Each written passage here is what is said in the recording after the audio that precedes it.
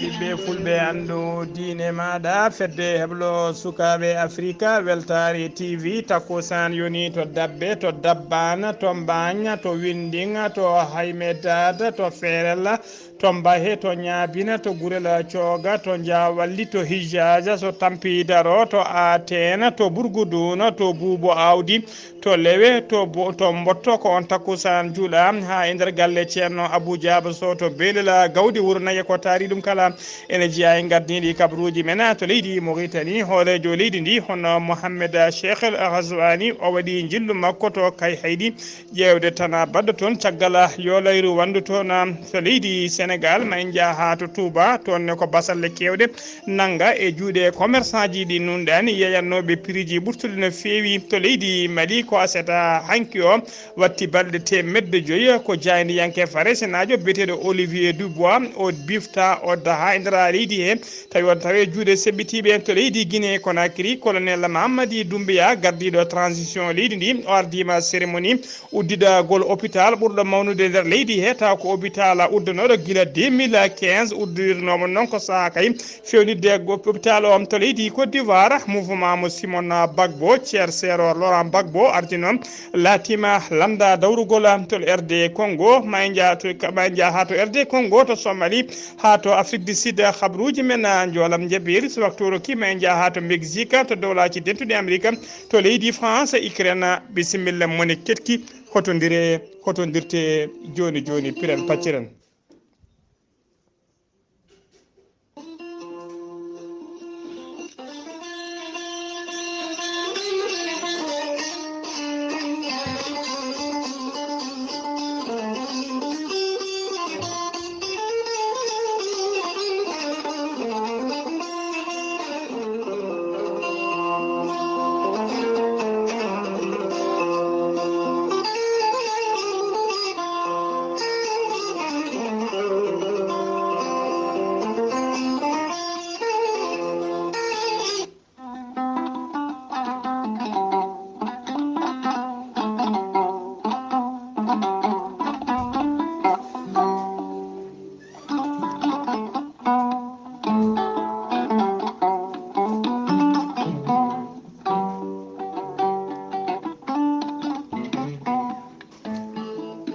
kala rafi mo Allah addi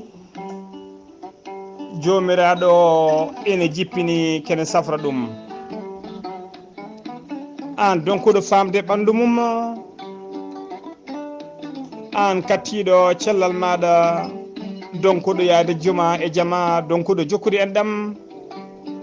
an kofiɗo an turiɗo an bandu ƴakkoru koyɗe musoje keji musoji an gonduɗe diabète gonduɗe asthme tension dogam sita an gonduɗe rafiji kewɗi ene yari poɗɗe ha tampi ene ronki hebde jaam jokkodira e gorel te joni mbiya alhamdulillah. Gorel te ko ha kono wargani ala rewam ala produit chimie ko ha ko ummiri ko en to Corée Nord ko lekki watki sirru ha heewi cafowi rafiji kewɗi comiɗe nder ɓandu neɗɗo an teskiɗo cholestérol e ɓandu mum ustoraɗo goragu ɓandu ƴakkoru an kewɗo taare jokkodira e gorelti joni mbiya alhamdulillah rabbil alamin. Gorel te a ittat hen a wullan ndiyam ha fasa itta hen ko jamirɗa kene wona feccere kas mbaɗa e ndiyam pasɗam ɗam ciwa aɗa yarana jardowo liptoni joni mbiya alhamdulillah. kala jiɗɗo noon jokkodirde e gorel ti so tawi ko wonɓe to leydi Sénégal wonɓe to banggue Ziguinchor jokkodiri e biteɗo Amadou Kébé numéro mum ko 77 560 54 30 so tawi ko wonɓe to Falle Kidira jokkodiri e galle ceerno Habous Diallo ko 77 554 75 54 so tawi ko wonɓe to Touba jokkodir ton koye biyeteɗo Moussa Mbacké numéro makko téléphone ko 77 63 171 68 so tawi ko wonɓe leydi Gabon jokkodir ton koye biyeteɗo Pape Kane numéro mum ko 077 39 57 97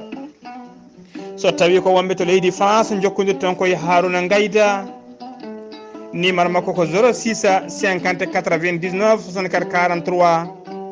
so tawi a jokkodiri e makko kadi kala leydi ndi gonɗa so tawi numéro jomum limtaka ɗo sa jokkodiri e makko mawa haalane hano hannirta ni holno keɓirta gorel teyi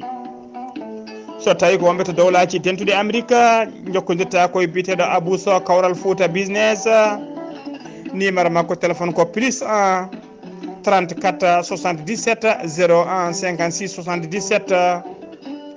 kala yiɓe hebde ɗo ko ɓuuri labde noon wonande yewɓe bindi ganda holko woni gorel ti e holko gorel ti nafata e holno hutorte mbatta ko www gorel ti .com ma yi tigui holno gorel ti hutorte musidɓe tedduɓe funnague hirnague rewo e worgo kala tinɗo musalla e ɓandu mum yo jokkodira e gorel ti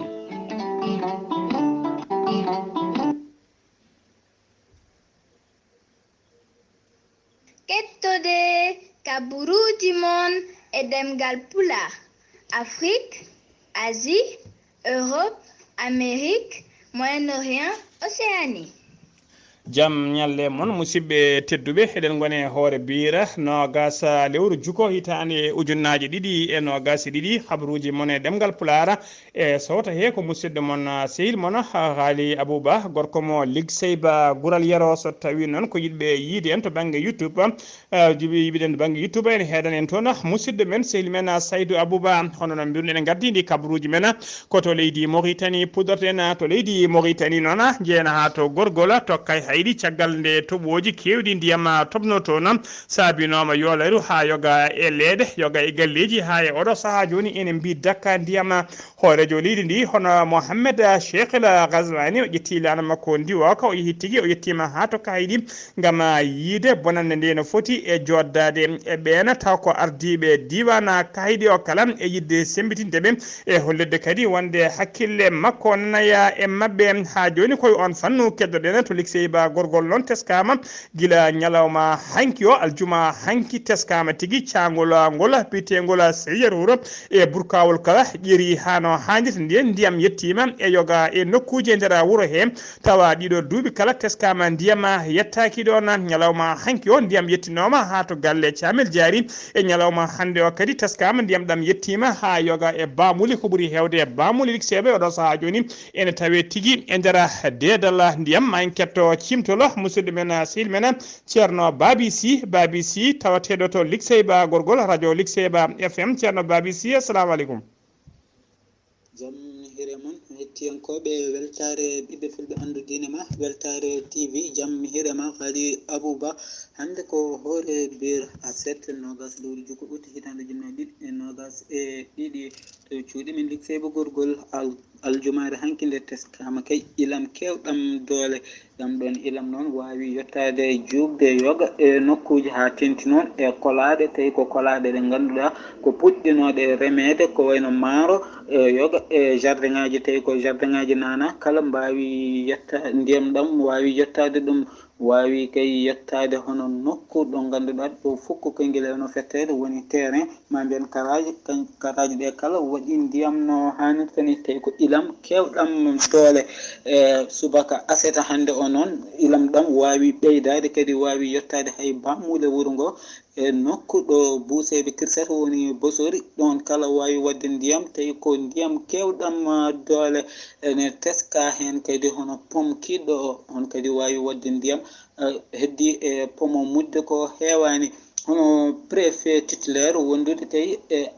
wondude e chef de brigade gendarmerie mo ligseyba gorgol wondude kay e maire mo ligseyba kamɓe kala ɓe mbawi yaltude gam yillade e yoga e nokkuji ɗo ɗam ndiyam yetti ene teska hen hono terrain o kay wawi wadde ndiyam no hannirta ni eɗen gandi oɗo saaha noon ɓe jokki tournement fukko koynguel o ko nokku ɗo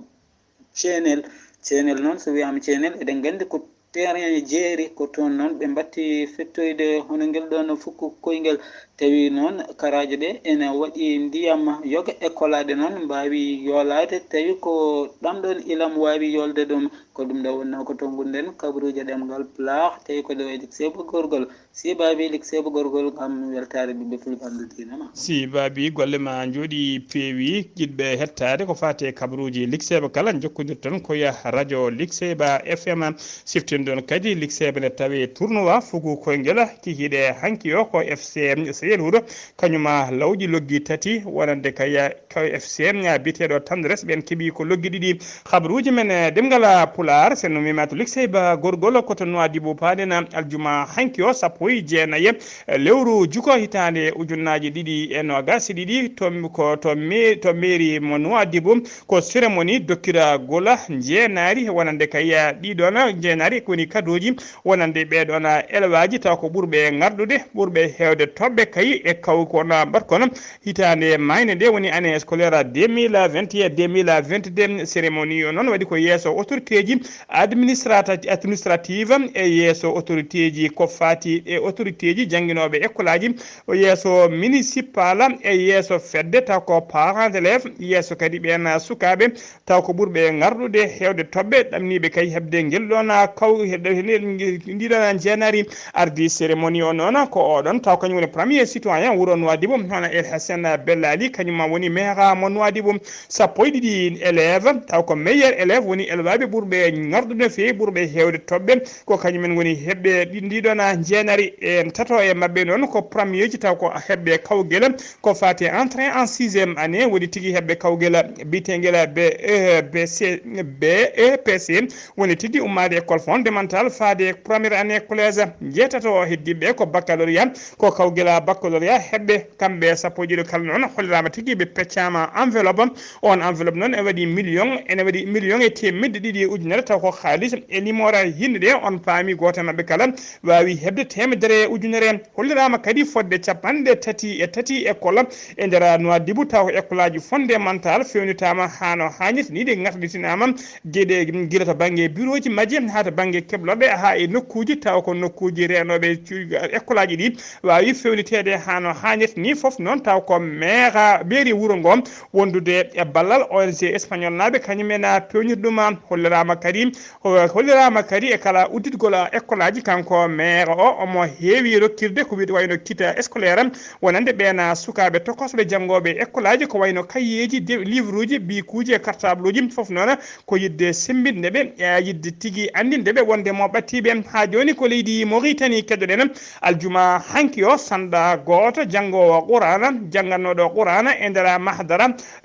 mahdara tawteɗo to juma biteɗo juma el Bukhari ene tawe nder Nouakchott ko kañuma hawre e ladial ko courant massimo e saaha kay o juwanno weenu ndiyam taw ko ndiyam toɓam gosti makko noon suutama ɗon nawama tigui to morgue hôpital militaire ko taskama noon ko guinenajo kanko jaltuɗo aduna o woni sanɗo ko guinenajo eɗo saaha joni noon laamu leydi Mauritanie sabbino tigui koye autorité ji taw ko autorité ji consulaire taw ko leydi Guinée ha mbawa tigui arde jiimay goskiki ɓe ƴeewa so tawi koɓe nawtoɓe walla tawi ko ɗo o wirnete e nder leydi he teskama noon aljuma hanki o yoga e leeɗe e nder Nouakchott keeɓi ƴiwonde mumen hano hannirtani ha joni ko leydi Mauritanie keddoɗen laamu leydi Mauritanie wondude e laamu leydi Mali ɓe cifodiri sifande ɗen sifande noon ko hollide tigui hollide laamu leydi Mauritanie wonde ɓe jiiɗa wiyeteɓe mercenaire uji rusnaɓe taw ko wiyeteɓe wagner ɓe jiiɗa ɓatto keerol hakkude leydi Mauritanie e leydi Mali sabune teska e darade hitande nde Mauritannaɓe hewɓe mbarama to keerol hakkude mabɓe e leydi Mali taw koto banggue Mali tumeɗe noon yoga e mabɓe ko ɓeena wiyeteɓe mercenaire uji kañumen jooɓi pittali mabɓe hollirama noon teskama noon kamɓe wiyeteɓe mercenaire wiyeteɓe wagner e oɗo saaha joni ko kamɓe lomti laamu Barkhane woni dadiɓe koninkoɓe leydi France ɓe hinde Barkhane e nder camp militaire moɓe gonnoto gawo saabu hewɓe ha tengti noon e koninkoɓe leydi Allemagne ɓe kolliri tigui wonde ɓe ceedima laaɗe ɗiɗi diwoje taw ko laade mercenaire uji ɗin ɓena wiyteɓe Wagner mercenaire uji leydi Russe wiyteɓe Wagner e nder base ma Barkhane to gawom hena avion goto koko hinde embrayer 314 super Tucano gotka ka non koko hinde Albatros L39 ha joni ko leydi Mauritanie keɗoɗen Moussa Sambassi kañum woni directeur Diayni e witende le quotidien de Nouakchott o heɓino convocation ñande alarba ɓennuɗo o ko procureur de la république mo Nouakchott banggue hirnangue kañum convoquenomo caggal noon Zeynil Abidine ko Mauritanie najo joom ngaalu gardiɗo patronat leydi Mauritanie kañum portenomo plainte o porteno plainte noon koko fate diffamation woni tigui hokkirde kabaru mo wodani walla mbiyana takkude o tumno noon tawa o tumno on kabaru o huttino ɗum koye boña biteɗo BMI woni banque mauritanienne d'investissement o kanna banque noon ko Zeynil Abidine kañuma jeyɗuma caggal nde procureur o hetti partiji ɗiɗɗi kala noon wawi ruttinde dossier o e juuɗe police nde wawata jokkude losgoji mum ha losgoji ɗi gasa ha laaɓa teskama noon caggal nde e saaha mo notino kanko Moussa Sambassi nde notino convocation makko yimɓe hewɓe taw ko janiyankoɓe dilloɓe nden fannu mbawi tigui arde wadde mo soutenir holɗum tigui wonde ene gondi e makko ha joni ko leydi Mauritanie keddoɗen mimata leydi Mauritanie koto leydi Sénégal paaɗen service départemental des commerce mo Mbacké ɓe mbaɗi saisi woni ɓe pawi juuɗe mabɓe ñande alkamisa ɓennuɗo o to Touba sakuji basalle kewɗi no fewi e juuɗe commerçant ji ɓe nunɗani saisi o noon waɗi koye ballal dadiɓe leydi ndi ɓe hinde gendarmerie walla ɓe hinde police commerçant ji ɗi noon tawa kine jeeya e kala sac basalle mo 25 kilo woni sac goto mo baɗɗo nogas jeeya kilo eɓe jeeya ɗum ha 50 000 francs woni ujunnaje sappo tawa ko CFA so tawi ko en détail kala kilo eɓe jeeya ɗum ha 2000 francs woni temedde nayyi mbuɗu taw ko haalisa CFA marchandise uji ɗi basalle ɗi kala noon ɗiɓe mbaɗi saisi ɗiɓe kepte juuɗe commerçant ji ɗi ɗin kala ɓe mbawi yeyde ɗum e nder jeere hen tawa kala kilo ɓe jeeyi ɗum ko temedde ɓe jeeyi ɗum ko 700 francs woni temedere capanɗe nayyi mbuɗu jembe faala ko chef de service o hoddemde on diwan o holliri tigui wonde golle ɗen maɓe jokku aljuma hanki o to jeere o kas e nder Touba maɓe jakari ha e nder yoga e jeehe tawateɗe e nder falle ne kala moɓe tawini yeeye cogguji ɗi jamiraka koɓe waɗoɓe saisi marchandise mum ɓe mbawa yeyde nder jeehe hano hannirta ni siftinde on noon ko lewru woturu heddi e fuɗɗogol maggal Touba ha joni ko leydi Sénégal keddoɗen jiyan ha to Rufisque Sancaba ko legal tawategal to Rufisque e ngala tawe oɗo saaha joni e yoolaru hulɓinino no fewi caggal ƴiwonde tobnode toon hewde ndiyam no fewi jamma hanki o galleji kewɗi noon ene tawe tigine lumbe oɗo saaha joni e nder ndiyam hay ko wayno kaake kewɗe e guura mabɓe ene tawe tigui wawi yadude e wuura yimɓe hewɓe noon yimɓe leeɗe hoddiɓe noon mbawi notitade ngal ɗon legal gam fabadeɓe ɓe mbawi egginde sukaɓe tokkosɓe wondude nayeɓe ɓe cellani kala ɓe mbawi dandude ɗumen hollirama noon saabi jolgol legal ngal ko tuyau goto kañum dajjiti tawa on tuyau noon kañuma nawanno woni caniveau mawɗo principal kañum nawanno diƴƴe toɓoji ɗi ko kañuma dajjiti wawi yolde legal ngal ha joni kabaruji men ɗemngal pulaar ha joni kabaruji men ɗemngal pulaar jiyan ha to Diourbel to région de Diourbel ne tawe e yoɗaru mawɗo no fewi caggal toɓoji kewɗi ndiyam camdi toon to Touba ko wayno leeɗe ko wayno legal bitegal namantu e legal bitegal Madiana e Daru Marwana ɗeɗo leeɗe kala koko mbomi no fewi to banggue yoɗaru galliji kewɗi noon jolima hen laabi kewɗi taƴodiri hen to Mbacké ko hono ɗum tawate toon so tawi koto nokku biteɗo gawana hewɓe koleri meeɗani yiide ndiyam poɗɗam ni meeɗani kadi hebde caɗele poɗɗe ni to Diourbel ko ɓuuri bomade noon ko legal bitegal ceerno kanji e to wiyete kera mbaylaya toon ko fodde capanɗe nayyi e jeenayyi piccal tati millimétre kañuma woni ko toɓi toon famiyaji kewɗi noon kollirama tigui mbaali ko jamma cofele kalumam hay goto men rendinani yitere ha weeti ha joni ko leydi Sénégal keddoɗen bilan accident musɗo bannoɗo hakkude Koungheul e Kaffrine bilan mayɓe ɓe ɓeydima no fewi ɓe gonno ko mayɓe nayo wonti mayɓe joyo kamɓe gañiɓe noon gañiɓe hen ɓe ko capanɗe jeeɗiɗo e ɗiɗo ete hen sappo e tato ene tampi sanne siftinde o noon ko bisuji ɗiɗi kañuma pelɓidirno hen bis goto ko warba Ba transport o ummino koto Tambacounda goddo o non ko wiite ko Mbaka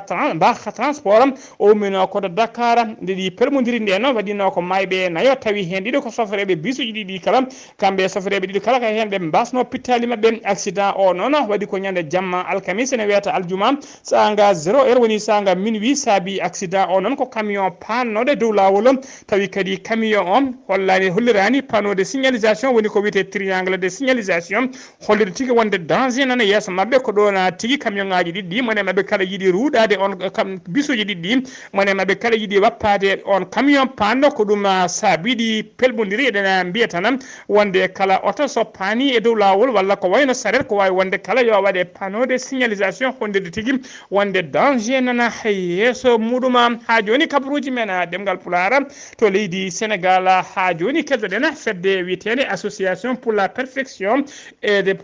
la miséricorde ko fedde yurmede tafande gila 2012 ɓe kolliri nana ko ɓe kumaɓe darano dole mabɓe ponno kay beele eɓe mbawa ubbude 58 goski ronkaɓe andede koreji mumen tawi ko goskiji moftanodi e nder morgo hôpital mo Dantec noon e oɗo saaha joni koko uddi guila ñande 15 lewru juko gonde nur taw ko golle gonde fentede hôpital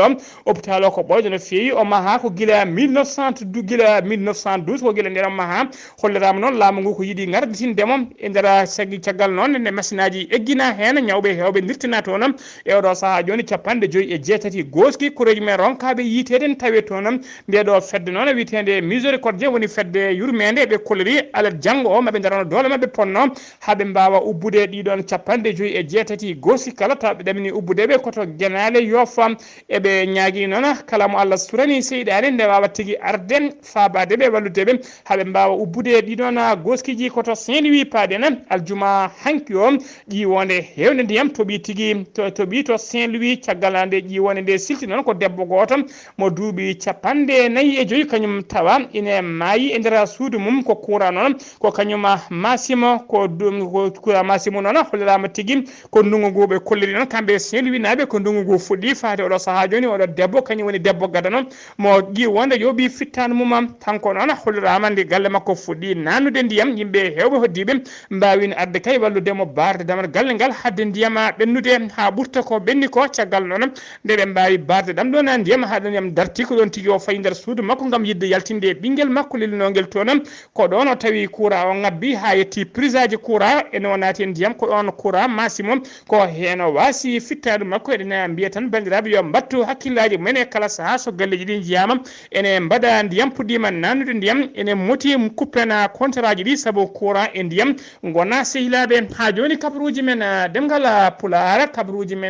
pular ha joni koto leydi Sénégal keddoɗen to leydi Sénégal jana ha to Ziguinchor jabɓuɗen musidɗo men sehil men Amadou Isaka Kebe assalamu aleykum wa rahmatullah. Assalamu rahmatullahi ta'ala wa barakatuh. Ba Ghalii Abuu Bah a salminama a jurama e dennangal hettotoɓe Weltare TV. Kabaruji garanɗen ɗo e nder Ziguinchor jeheten ko to e département Oussouye wuro wiyetego Jifantou. Ne wayno suka gorko goto ene yara duuɓi 37 kanko de o waɗi hoore makko yarga o haaɓi ɓoggol e dande o welti e lekki mabɓe. Oɗo noon ko mool wiyete gawowo inde makko ko Jalig Dieng o waɗi jombaw makko ko ñande 14 nduɗo lewru wiyetendu août. Joni noon so ndamuri udditi hen enquête o addama ɗo e morgo Oussouye. ɗum noon ina haawi yimɓe fof oɗo suka wuro wiyetengo Kabingo e wuro wiyetengo Filadio kamɓe de e commune de Wonko e commune de Manka Kunda e préfet commune de Tangour kamɓe de ɓe jooɗima balɗe ɗiɗi eɓe ƴeewa holɗum kamɓe rewɓe ɓe mecce mabɓe gila e caabune ha e furna jambar fof eɓe mbaɗa. So en mima ɗon garen ɗo e boutoute central mawɗo coura o ko toon de woni kamɓe de woni holla haɗa en holko woni ɗum ɓe ngala coura ndiyam tiwoji birtima ɗon ɗeɗo balɗe ɓe dañi robiñaji ina wayno ɗiɗo duuɓi fof ɓe gonno tan ko e boyli kura ala ɗon hay hunde so wona ɗa lampel kadi kura o forani kono noon central mawɗo kura o ko toon woni kamɓe noon ɓe mbi ɗum ɗo yo iwo ha laaɓa ɓe mbawa hebde kura no Sénégal heɓiri kura ni kamɓe foof koye Sénégal ɓe goni wonani fodde kiloji ɗiɗi ko kilo goto hakkude mabɓe Ziguinchor e dow kura o ko toon ummoto sono mima ɗo jehen tournawa to e Thila baɗannoɗe ɗeɗo balɗe foof hankide ko garlol muumi bongal holɗum baali goya baali de goyi hanki tati e haydara hande noon ko wuuro men botto jolata e dingrage he caggal so en juuli takkusan so tawi toɓani hakkude mabɓe jawaldi mango ɗum noon eɗen ñaagui hen duwaw Ghalii Abuu Bah ka jabana duwaw emin ñaagui mbaɗa hen duwaw beele Allah ina hokka min gañade weltare TV musidɗo on Ahmed Issa Keɓe gorko mbotto kabaruji ɗo fuɗo e radio Zig FM jokkodirde e Ghalii Abuu Bah yallu ke walde jam allahumma amina so ɗon jiiɗi duwaw Ghalii Abuu Bah eɗen mbiya bottonaɓe yo gaddu muudi tati ñebbe muudo kala koye bi keɓona bituji tati a 0 kabaruji men ɗemgal pulaar seno mima to botto koto leydi Mali paaɗena gouvernement mo leydi Mali ɓe ɓayyini communiqué mabɓe mo tongode capanɗe tati e jeeɗiɗi ko fati e jaltugol haalaɓi dadiɓe leydi France ɓe hinde barkhana communiqué o noon koko fati e jaltugol haalaɓi koninkoɓe leydi France ɓe hinde barkhane e nder ha leydi Mali e nder communiqué o noon eɓe gandina dendagal malinaɓe e dendagal windere nde kala wonde guila ñande 15 lewru août hitande ujunnaje ɗiɗi e nogas e ɗiɗi koninkoɓe ɓe leydi France ɓe hinde barkhane ɓe jalti haalaɓi e nder leydi Mali eɓe ciftina yimɓe noon wonde ko guila ñande 10 lewru juin 2021 ko guila nden laamu leydi France décide no woni tigui ƴettu no hawruno ene ƴeltina dadiɓe mum haalaɓe e nder leydi Mali ɓe ɓayyinino e ngan sanga hay calendrier mabɓe kono fati kay no ɓe jaltirta e nder leydi he taw ɓe disnodirani ɓe ɓamdani e laamu leydi Mali ko ɗum saabino noon ha laamu transition ngo leydi Mali caggal kay ko sifande wonno hakkude mabɓe hollirino hen mette mum no feewi guila 16 lewru février 2022 kañumne yamiri leydi France yo yaltu koninkoɓe mabɓe ɓe hinde barkan nde jaltata leydi ndi ha laaɓa kañume aliyeji mum kala taw ko sans délai gouvernement mo leydi Mali noon gouvernement mo leydi Mali noon holliri wonde eɓe ƴetti acta jaltugol dadiɓe leydi barkhana jadiɓe leydi ndi ɓe hinde barkhana e nder leydi Mali ha laaɓi eɓe mbiya malinaɓe nde deñata hakkillaji mumen saabu kay dadiɓe leydi Mali ɓe hinde faama woni forces armées malien nana darino dole mumen ponno ene kapto ɓeɗo no wiyeteɓe terroriste en e rende leydi ndi kadi hano hannirta ni beele kay jaam e kisande duumo e leydi ndi eɓe gandina yimɓe kala yo gandu kadi wonde ko leydi France kañum saabi bone mo Mali jogui o kala saabu kay ko leydi France kañum en wanno intervention mum to leydi Libye gam yandinde Khadafi ko toon bone noon ko toon bone urde leydi Mali ha yetti to yetti hande ɗo gouvernement mo leydi Mali ene waɗa hommage wonande dendagal malinaɓe e hoɓɓe kala wasɓe pittali men e nder ɗiɗon fitinaji e nder ɗiɗon janguji badnoɗi e nder leydi he kala eɓe gandina aduna o kala noon wonde leydi Mali eɓe gandina aduna o kala wonde leydi Mali ene heddi ha joni yidde gollodirede e yidde disnodire e wallodirede kala état kaya jiɗɗo gollodirde mabɓe kono noon e dow charɗe ji tati ɗi rokkiri ko colonel Assimi Goïta horejo leydi ndi ko ardi foof oyi holliri ko respect ko fati souveraineté leydi Mali wonde kay andude leydi Mali ko leydi leydi joguidi ndimago muɗuma ɗiɗi noon kulala wonde tigui charɗi ɗiɗi ko respect des choix stratégiques opéré par le Mali woni tigui gonɗinde e jabde stratégie mo leydi laamu leydi Mali waɗata tati noon ko la défense des intérêts du peuple malien dans les décisions prises woni tigui heddade e yamirode kay ko fati e rende kala ko fati e jikola ko fati intérêt ji leydi Mali ha joni kabaruji men ɗemgal pulara to leydi Mali ha joni ko aseta hanki o nogas lewru août hitande ujunnaje ɗiɗi e nogas e ɗiɗi watti balɗe temedde joyyi alada hande o waɗi balɗe temedde joyyi e goho ko biteɗo Olivier Dubois biftano daha e nder leydi Mali o biftano ko guila ñande 6 lewru avril hitande ujunnaje ɗiɗi e nogas e ɗiɗi to gawo woni tawe to leydi e to rewo leydi Mali ndi guila nden noon mo tawe juuɗe seɓɓitiɓe ɓe hinde groupe de soutien à l'islam et aux musulmans taw ko ɓattiɓe fedde al qaida Olivier Dubois noon ko jandiyanke faraysenajo ha joni kabaruji men paadena ɗemngal pulaar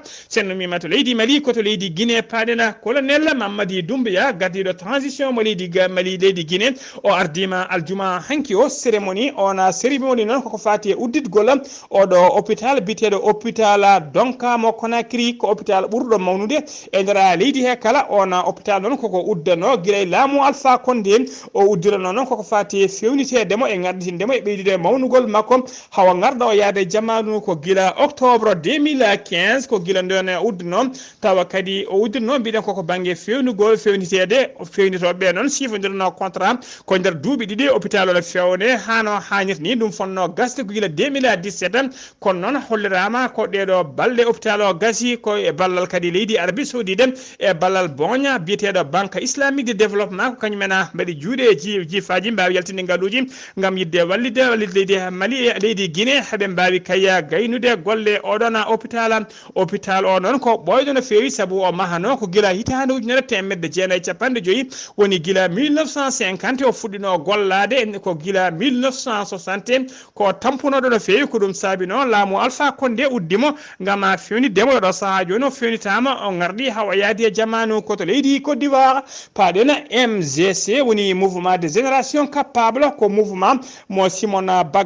Bagbo ko ceercero Laurent Gbagbo ardi e oɗo saaha joni guila ñalawma hanki o noon on mouvement biteɗo MGC natti wonde mouvement o ngabbi grade o laatima e oɗo saaha joni landa dawrugol woni parti politique aljuma hanki o sappo e jeenayyi lewru juko hitande ujunnaje ɗiɗi e nogas ɗiɗi ɓe jooɗima assemblée mabɓe général extraordinaire ko aljuma hanki o laati parti politique koto république démocratique du Congo woni Congo Kinshasa paɗena e nder balɗe ɗiɗi fodde nogas e goo neɗɗo warama e nder nokku carré miniére biteɗo Bigara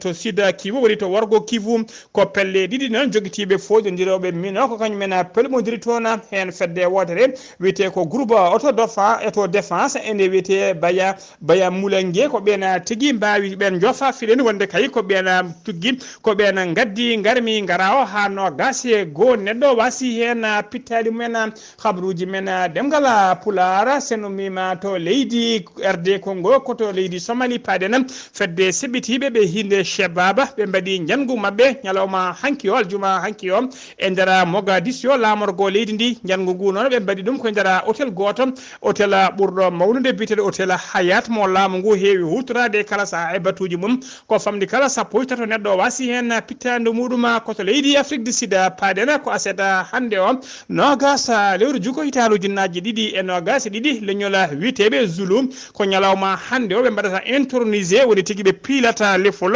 wonande roi mabɓe taw ko roi Zulu roi mabɓe noon biyetenoɗo Goodwill Zwelithini on yaltuno aduna ko hitande rawane nde ɓoyani mom kadi yontere wotere fawi hen walla jonte seeɗa pawino hen goto e suddiɓe makko jeegomo yaltuno aduna ko ɗum saabi noon ɓe ndena ɗen cunade noon saabi tigui haaɓe leeli suɓade lomto makko e ɗo saaha joni noon koye kanko suɓi ren cankinoɗo o biyeteɗo Zulu ko kañuma tigui fiila lefol on laati oɗo saaha joni e roi mo Zulu habaruji men jolam jaɓeri koto leydi Mexique paɗena aljuma hanki o laamu leydi Mexique ɓe teeɓima ɓennoɗo wonde procureur général leydi ndi o nanguira noon ko tumede majjinde fodde 43 étudiant majjiɓe melew guila 2014 ha ɗo hay goto anda to ɓe goni ɓe dokki yamirore kadi laamu ngu rokki yamirore fodde 64 dadiɗo hakkude policier et militaire ɓe mbaɗama ko wiyete mandat d'arrêt international kamɓe kala noon eɓe tuuma kay ko fate majjugol ɓeɗon 53 étudiant ɓe kamɓe étudiant ji ɗi noon ɓe majjuɓeɓe ɓe jangganno koto école normal biteɗo école ayot Zinipa ene tawe tigui to worgo leydi ndi ko hoorejo leydi ndi keso biyeteɗo André Manuel Lopez ko kañuma yamiri yo enquête o uddide ha oɗo procureur wawi nanguede yamiri tigui nangugol mum wondude e mandat d'arrêt ɓeɗo 64 dadiɗo koto dowlaji dentuɗi Amérique paɗena Pentagon ɓe kolliri aljuma hanki o wonde kaya ɓoyata ɓe jaltina ballal kesal faade koninkoɓe e leydi Ukraine ballal ngal noon ndeɗo ngalɗo oɗo lo ballal noon ko hollirama jaaru muɗum ene qiime ha temedde jeeɗiɗi capanɗe jeeɗiɗi e joyyi million taw ko haalisa dollar ko matériel noon ko fate missilaji e pétalaji wondude systéme cano mobile et bobiji ko ngallona ballal ɓe fanata e koninkoɓe leydi Ukraine beele ne mbawa hattade welande koninkoɓe leydi Russie koto leydi France paɗen aljuma hanki o Emmanuel Macron horejo leydi France o ƴetti téléphone makko o noddi Vladimir Poutine horejo leydi Russie ɓe jewtidi ko juuti no fewi ko fati kaya eɓe kawri kadi commission taw ko commission agence internationale de l'énergie atomique bite catala bitengal AIEA ene nulde toon to centrale nucléaire mo leydi Ukraine centrale biteɗo